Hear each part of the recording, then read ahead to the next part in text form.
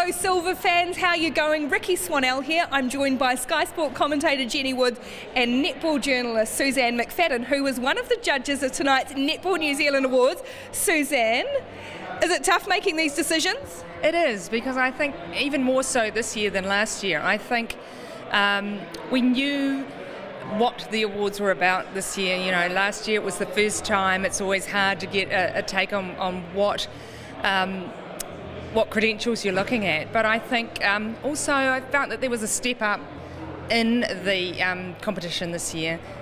Some fantastic winners, I think, tonight. And Laura Langman, I mean, you know, almost swept the pool again for a second year. But, you know, there was no doubt that she was the standout player, both in the ANZ Championship and internationally. Well, she almost had us all blimmin' in tears. She was in tears. Jen, do you agree with the choices Suzanne and the other judges made?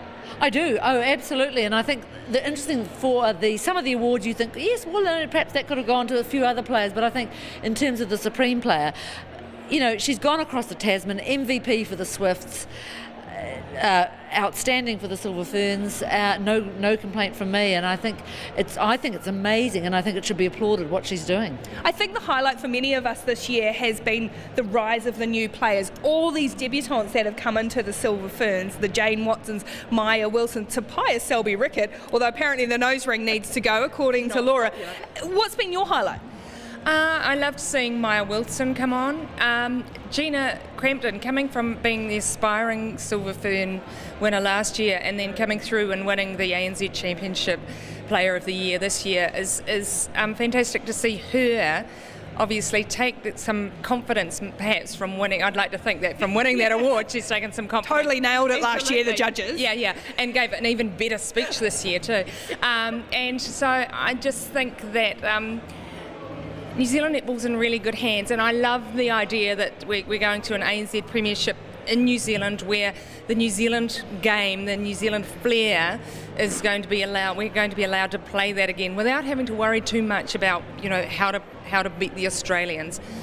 We're going to be able to develop our game again, and that's what I'm most looking forward to. We've got the ANZ Premiership, as Suzanne said. Jen, what are you looking forward to next year as we go into, I guess, another new era for netball? Yeah, look, very similar things, and I have to say though, when I throw my mind back, I think is the way around to it. I'm quite acrobatic, you know. When I think of 2016, I have a short memory. It was just last weekend. I won't be able to go past that fast five, and it was just a tremendous win, mainly because the Australians were so sure that they were going to win it, and also Maria Tutaya, absolutely amazing. But the memory that I'll take from that final is that final quarter, all 6 minutes of it, when Australia had their power play, they didn't score a point. And I think of those young defenders, Storm Purvis, Jane Watson, Phoenix Karaka, Kelly Jury. And Kelly Jury. Kelly Jury, wow, watch her. But to me, they were the unsung heroes. And Suzanne mentioned Gina Crampton. I also thought Gina Crampton, and it almost seems unfair actually to pick anyone out of that fast 5-10, because there were only 10 of them.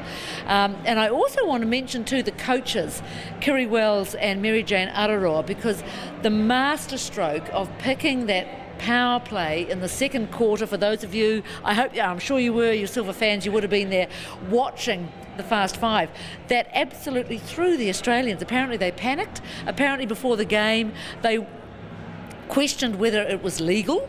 They were rubbing their whiteboard out thinking, oh my God, what are we going to do? So, you know, big ups to them, and I think, you know, Kiri Wells coming through with the under-21s, it's exciting times, I agree. Absolutely, we love seeing the Aussies panic. Kiri Wells has got the under-21s at the World Youth Cup in Botswana next year. Of course, ANZ Premiership starting in 2017. There is much to be said. Apparently something else has to be said. Well, I think we need to ask some questions of you. No, I think actually, I mean, because of course, some of us also know how to ask questions. But I mean, what are your highlights of 2016? I personally, as I think I mentioned, my highlights were definitely the rise of these young players. Jane Watson has been a star for the Steel, a player who's been around the scene for a wee while and just really stepped it up this year. Maya Wilson, Tobias Selby-Rickett, and I think the way that Katrina Grant has led that new look Silver Ferns, I think that should not be underestimated. I've got one more thing I want to say, because, No, and I know we're going on here. But I would like to mention Janine Southby, because I think this was a very hard year for her.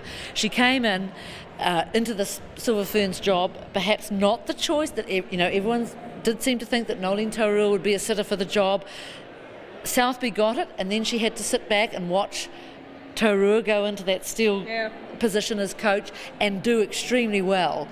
And then so much pressure built on her then performance leading the Silver Ferns, and I think she has nailed it. Yes, okay, they lost the Constellation Cup series, but they got a win, and they brought through, as you've mentioned, Rikki, all these new players. And I just get the sense from Southby that when interviewing her, and I'm sure we all have, is that she has relaxed into this job, and I think she thinks, I'm here now, this is my team, and I think we have lots to look forward to in 2017. I think that's probably a good way to finish it. Suzanne McFadden, Rikki Swannell, Jenny Woods, Silver Ferns, Netball 2017, ANZ Premiership, and a whole lot more to come. You enjoy it, Silver Ferns.